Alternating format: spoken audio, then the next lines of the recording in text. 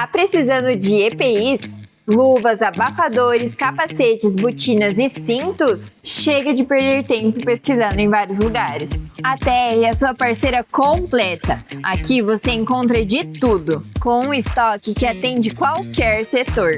Entre em contato com a gente pelo WhatsApp 43 3374 3374 ou venha nos visitar na Rua Guaporé 259.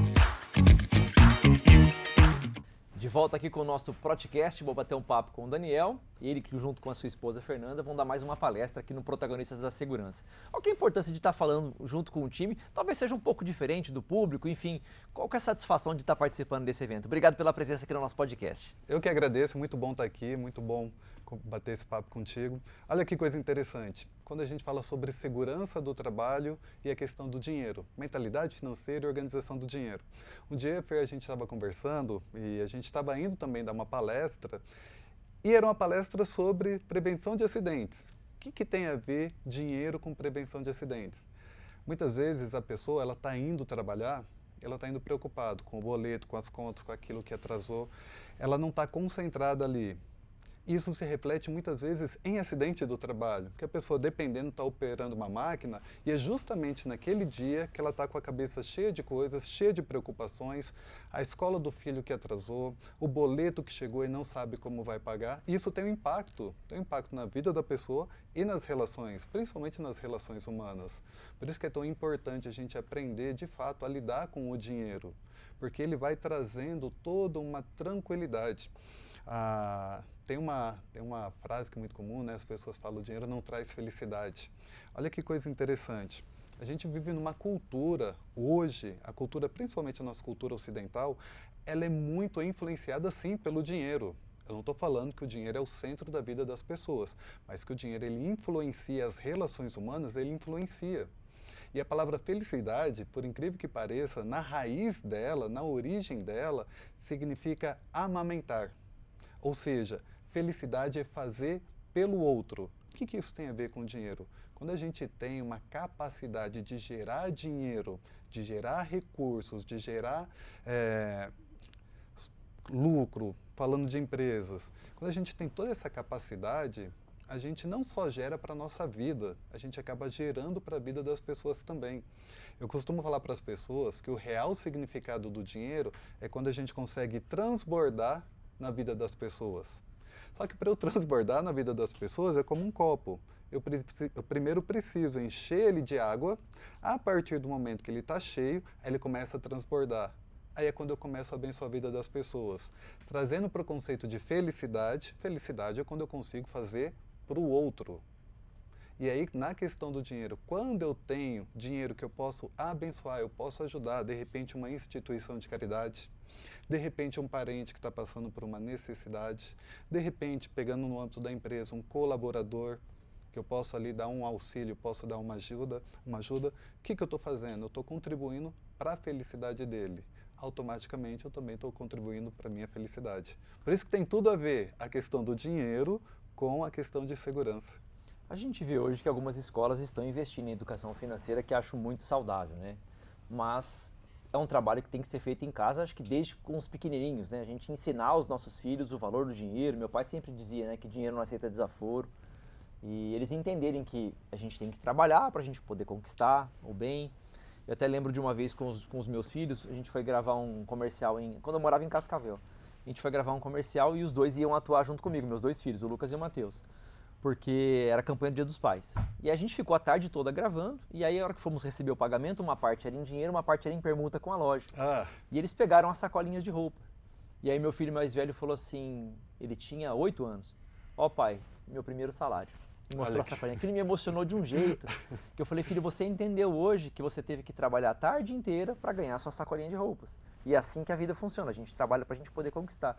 Queria que você falasse um pouco da importância dos pais colocarem isso na cabeça dos filhos, para que eles possam crescer entendendo essa necessidade. Perfeito. Olha que coisa interessante. Primeiro, a gente precisa entender que o dinheiro ele tem 3 aspectos. O dinheiro ele é espiritual, e eu não estou falando de religião, mas o dinheiro ele é espiritual. O dinheiro ele também ele é emocional, então ele afeta as emoções das pessoas. Mas tem uma coisa que as pessoas elas desconsideram. A gente tem educação financeira e a gente tem outra coisa que chama inteligência financeira. Você ter educação financeira não significa que você tem inteligência financeira, são coisas separadas. Aí quando você fala que seu filho teve essa percepção, olha pai, o meu primeiro salário, meu primeiro fruto do meu trabalho, o que ele está tendo ali? Uma inteligência financeira. Ele começou a perceber que o trabalho dele gerou um fruto. Porque educação financeira, o que é uma educação financeira? Ela tem alguns pilares. Eu preciso registrar, eu tenho que saber para onde está indo meu dinheiro. Eu preciso me organizar, eu preciso revisar. Então, são pilares de uma boa educação financeira. Já a inteligência financeira tem a ver com essas tomadas de decisões que muitas vezes ela faz a gente alavancar.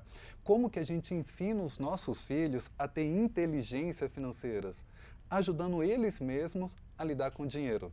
Vou te contar uma história que aconteceu recentemente com o nosso menor. A gente tem um filho de 6 anos. Um dia ele acordou e ele falou o seguinte: mamãe, eu quero fazer suco para vender, quero fazer suco de laranja para vender. Fer foi lá, espremeu o suco para ele, ele foi na calçada de casa, ele colocou uma banquinha lá, ele escreveu num papel com a letra dele, vende esse suco. Aí ele ficou ali, a gente não é casa de condomínio, é de rua, os carros passavam, ele erguia o papel e ninguém parava, ninguém parava. De repente ele entra triste, ele entra chorando, falando para a mamãe que ninguém estava comprando. Aí a mãe já ligou para a vizinha: ô vizinha, socorre eu aqui, dá uma força, dá uma força, vem comprar o suco do meu menino e tal. E ele sai de volta e falou: não, vai lá, Theo, não desiste não, você vai conseguir. E ele foi lá, aí ele teve a ideia de fazer pipoca também, aí tinha um combozinho já, eu acho que era R$2 a pipoca com o suco. E acabou dando certo que o vizinho da frente estava saindo, e ele viu, e ele foi lá e comprou. Aí daqui a pouco veio a outra vizinha, que a minha esposa já tinha conversado com ela, e veio e comprou. E de repente ele vendeu tudo ali o que tinha, 3 copinhos de suco e 2 pacotinhos de pipoca, ele vendeu tudo. Ele entrou feliz da vida. Daí a Fer falou para ele: filho, que lição que você aprendeu hoje? Ele tem 6 anos. Ele falou o seguinte: mamãe, é melhor vender do que chorar. Caramba, com 6 anos. É melhor vender do que chorar. O que é isso? Isso é inteligência financeira. Aí outra coisa que eu falei é a educação financeira. Aí, óbvio, eu preciso registrar quanto que eu vendi, qual que foi a minha despesa, quanto que eu tive de lucro. Tudo isso é educação financeira. E muitas vezes as pessoas confundem. Porque eu só ter educação financeira, eu aprendi, que é extremamente importante, obviamente. Você vai seguir as regrinhas ali, né? Perfeito, perfeito. Eu falo para as pessoas, a educação financeira, ela vai te ajudar a não ter grandes problemas financeiros. Não passar por grandes dificuldades. Não que você não vá passar, mas não passar por grandes dificuldades. Já a inteligência financeira é o que faz a pessoa alavancar, é o que faz a pessoa crescer, é o que faz a pessoa falar, que nem o meu filho fala assim: é melhor vender do que chorar. Ô Daniel, porque nós estamos na gravação desse podcast aqui na época de recebimento de 13º, Black Friday, e a gente vê a busca desenfreada das pessoas por compras, né? Parece que o dinheiro coça na mão, a pessoa tem que gastar. Não sei se é uma questão só do brasileiro, mas por que o dinheiro, quando a gente recebe, dá aquela vontade maluca de gastar? Por que as pessoas não pensam de repente na poupança, não pensam lá na frente, numa emergência, não fazem aquilo que tem que ser feito? Primeiro porque a gente tem demanda reprimida. O brasileiro ele tem demanda reprimida. A gente tem vontade de ter muito mais coisas do que a gente tem a capacidade de ter. Então isso é um ponto. Segundo ponto, porque as pessoas não sabem organizar o dinheiro sempre acaba faltando. E como o dinheiro sempre acaba faltando, a pessoa pensa o seguinte: já que entrou esse dinheiro, já que entrou o 13º, eu vou aproveitar. Afinal de contas, eu nunca vou conseguir enriquecer mesmo.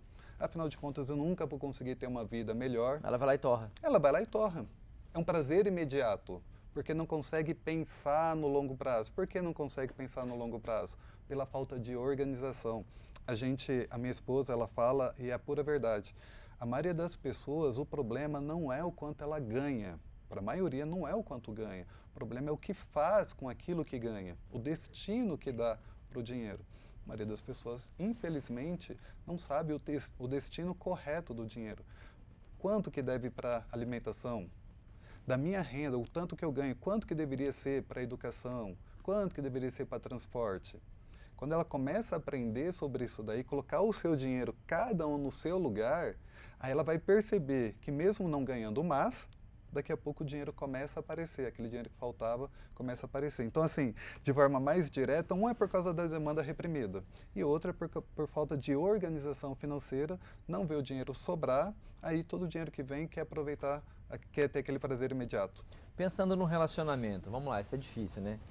Se você colocar casais ali, você perguntar pro homem quem que gasta mais, ele vai falar que é a mulher. Se você Geralmente. perguntar pra mulher, ela vai falar que é o homem. Aham. Existe ali alguma estatística que comprove quem gasta mais ou os dois gastam demais? Boa pergunta, não sei te dizer. O que eu sei é o seguinte, que o dinheiro ele é responsável por mais de 60% dos divórcios. Caramba, pesado isso, hein? Pesado. De cada 10 casais, 6 se separam por causa do dinheiro. Quando eu fui estudar sobre isso, o que eu descobri? Tem casais que se separam porque tem muito dinheiro. Meu, quer saber? Vai cuidar da sua vida. Eu que vivo vou a minha, cuidar. você bebe a sua, acabou. Cada um vai ser mais feliz. Tem casal que se separa pela falta do dinheiro, o negócio está tão ruim, está tão difícil, que um fala assim, meu, volta para casa do seu pai, que eu volto para casa da minha mãe, que a gente vai viver melhor. Só que a maioria, isso que é interessante, a maioria se separa pela divergência do que fazer com o dinheiro. Um quer fazer A, o outro quer fazer B. Não, porque meu pai me ensinou assim. Não, mas na minha casa era assim. E aí começa a gerar conflito, começa a gerar discussão. Aí cada um começa a seguir por um caminho. Aí não tem essa união, não tem essa aliança. Eu começo a entender, começo a acreditar e começo a fazer do dinheiro da forma como eu aprendi.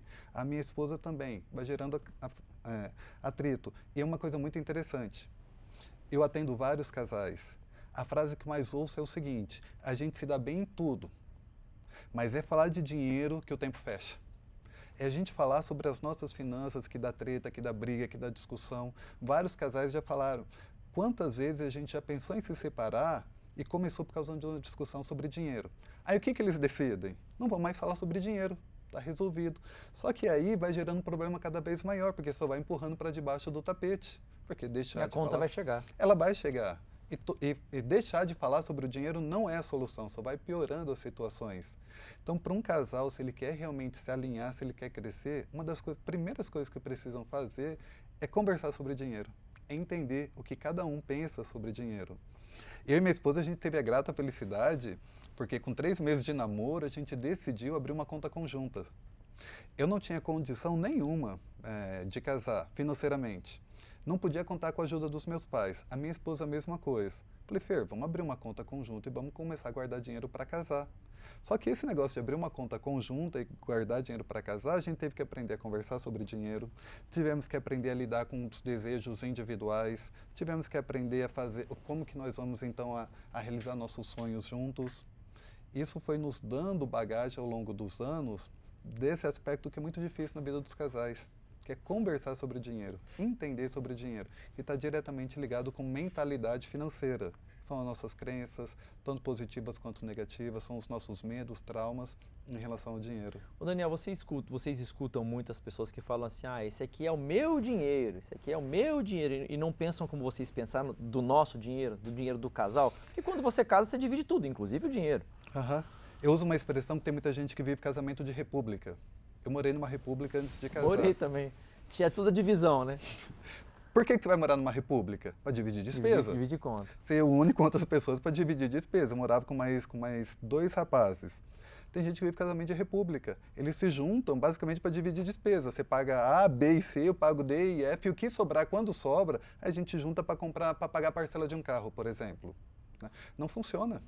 Para a maioria dos casais não funciona, por isso que a maioria vive a vida inteira passando dificuldade financeira. Ou quando não tem uma dificuldade, não consegue crescer. Tem gente que tem a capacidade de crescer 10 vezes o faturamento, cresce 2 vezes e meio por causa dessa desunião dentro do relacionamento.